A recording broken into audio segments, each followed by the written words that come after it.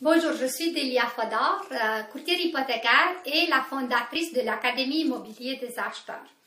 Aujourd'hui, dans cette vidéo, je vais vous parler de pointage de crédit. Donc, c'est quoi le pointage de crédit? Le pointage de crédit sont des numéros qui sont entre 300 et 900 points. Donc, entre 300 c'est le plus bas et 900 le plus haut. Donc, entre 300 et 500 points, on n'a pas des prêteurs qui vous ne prêtez de l'argent parce qu'on est trop à risque. Le crédit, le pointage de crédit n'est pas bon, il n'est pas en santé. Donc, 500 à 600, c'est un pointage de crédit qu'on va trouver quelques prêteurs qui veulent nous prêter de l'argent, mais par contre, vu qu'on est trop à risque, à cet instant-là, on va avoir de la difficulté à avoir des bons taux des intérêts. Puis en plus, on va avoir tellement de la difficulté pour avoir des produits qu'est-ce qu'on veut et même des prêts.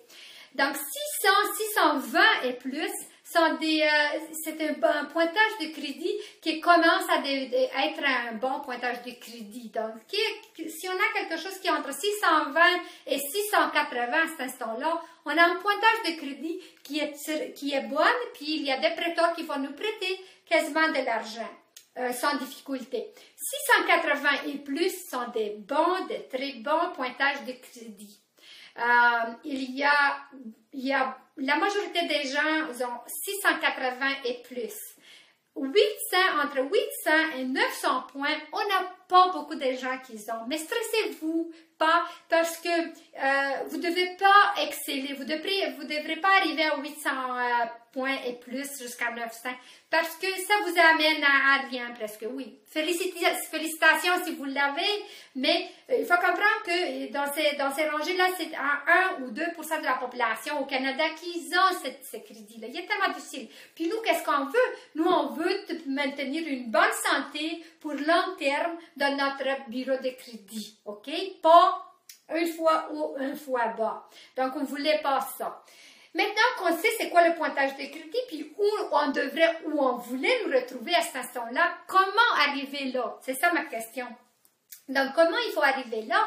C'est quasiment de voir c'est quoi les choses qui peuvent nous augmenter ou maintenir bien le bureau de crédit. Donc, j'aimerais vous démystifier une petite chose, c'est qu'il y a des gens qui pensent que s'ils n'ont pas de carte de crédit à cet instant-là, sont les meilleurs. Non, c'est pas vrai. C'est pas vrai du tout.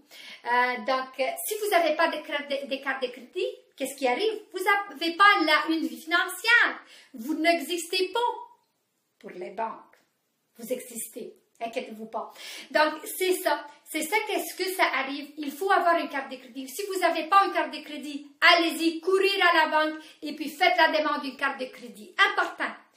À part une carte de crédit, vous devrez avoir un autre type de crédit qui est formé dans des paiements mensuels, comme un prêt auto. Il est tellement bon. Un prêt auto, si vous l'avez dans votre bureau de crédit, je vous dis qu'un prêt auto, il est bon. Non, c'est mieux sinon on n'a pas de dettes. Mais au cas où, si vous voulez augmenter votre bureau de crédit, c'est bien d'avoir des paiements mensuels. Le prêt auto, il est là pour vous. Donc, ou bien des paiements mensuels pour si vous avez acheté des meubles ou des choses dans la maison. Ça, c'est très bien aussi. OK? À part ça, qu'est-ce qu'il faut savoir? C'est que si vous avez une carte de crédit, il faut l'utiliser. Il y a des gens qui disent « Oh, j'ai des cartes de crédit, mais je ne le touche pas. » Non, c'est pas bon. Si vous ne l'utilisez pas, vous arrivez nulle part. Donc, vous avez une carte de crédit, vous devrez l'utiliser. Qu'est-ce que je conseille? Puis qu'est-ce que je dis à mes clients? C'est que si vous avez une carte de crédit, puis vous voulez mettre que du gaz chaque semaine, 45 pièces ou 70, ça dépend de votre voiture. À cet instant-là, vous allez mettre le gaz, l'essence dans votre voiture, et puis à la fin de mois, vous allez payer entièrement la carte de crédit. Bien, c'est pas très augmenté, c'est pas très haut, votre carte de crédit, le paiement, c'est facile de le payer, ok? À cet instant-là, vous allez utiliser souvent votre carte de crédit. À part ça, c'est important de le savoir. Si vous avez des cartes de crédit que vous ne l'utilisez pas, il y a des gens qui ont des cartes de crédit, ça fait 3 ans, 5 ans, ils ne l'utilisent pas. Ils font rien. Qu'est-ce que vous attendez? Qu'est-ce que vous attendez? Appelez la compagnie, fermez le compte. Parce que si vous n'allez pas utiliser une carte de crédit, à cet instant-là, qu'est-ce qui arrive?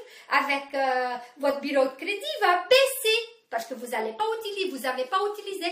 Donc, c'est mieux de le fermer. Une autre chose, c'est important de le faire. Il n'y a pas beaucoup de gens qui le font. Vérifiez votre bureau de crédit chaque année. Allez-y sur Internet, sur le site Internet de l'Equifax, l'agence Equifax, puis faites une demande de rapport du crédit dans votre nom. Vous allez payer 24 $, puis vous allez, voilà, votre rapport de crédit. C'est très bien parce que vous allez voir si les informations sont à jour, si toutes les informations sont bonnes qui sont là. Aussi, vous allez être capable de détecter la fraude. On a beaucoup de fraudes qui s'en vont aujourd'hui, fraude d'identité et tout ça. Donc, comme ça, vous allez vous protéger. Et une autre chose, il ne faudrait pas l'oublier, c'est votre obligation à vous de vérifier si les informations sont exactes. OK? Et conforme. Donc, allez-y, faites-le une fois par année. Puis en plus, si vous retirez vous-même le bureau de crédit, ça ne va pas vous affecter votre pointage de crédit. Mais par contre, si ce sont des autres personnes qui retirent votre bureau de crédit, à cet instant-là, ça vous affecte. Donc, ça baisse un peu, pas beaucoup. Ça baisse un peu votre bureau de crédit chaque fois quand est-ce que quelqu'un fait la demande de votre bureau de crédit. Bon.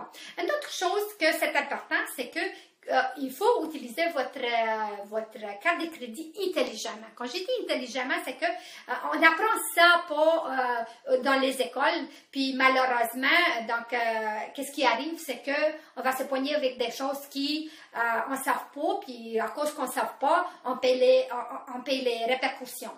Donc, qu'est-ce que j'aimerais vous dire, c'est que si vous avez une carte de crédit de 1000 $, à cet instant-là, s'il vous plaît, utilisez cette carte-là de crédit pas jusqu'à la limite. Donc, qu'est-ce que vous voulez faire? C'est que d'utiliser cette carte-là jusqu'à 80%, 90%, vous n'allez pas utiliser plus que 10% de cette carte de crédit. Ça, c'est idéalement.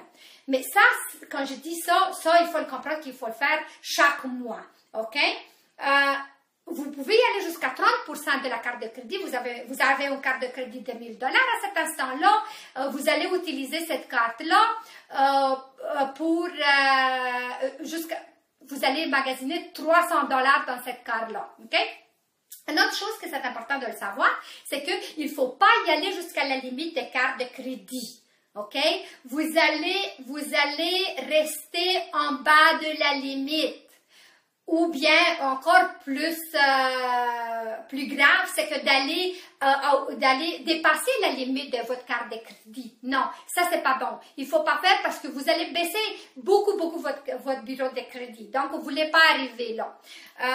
Donc, c'est ça. À part ça, qu'est-ce que j'aimerais vous mentionner encore? C'est une chose importante, c'est que, donc, limitez votre carte de crédit à 3, pas plus que ça. Si vous allez plus que ça, donc, vous allez le canceller, vous allez le fermer.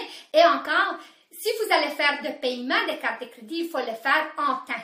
Donc, il faut faire les paiements en temps. Attendez pas que vous allez arriver la dernière journée puis vous faire le paiement la dernière journée. Si, mettons, la date limite, c'est le 10 avril, vous allez payer la carte le 10 avril ou le 9. Non, laissez-vous 2-3 jours d'avance pour que vous allez payer la carte de crédit. Parce que sinon, vous allez faire des retards de paiement et puis, comme ça, vous allez baisser encore votre carte de crédit.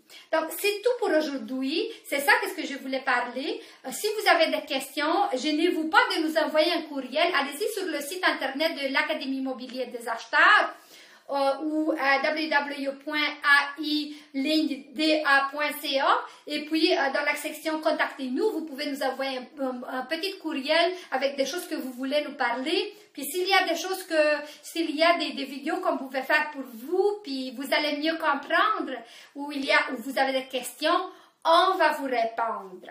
Donc, on est ici pour vous et puis je suis contente que je peux vous aider puis vous pouvez apprendre de moi. Bon, merci beaucoup puis là, à la prochaine. Au revoir.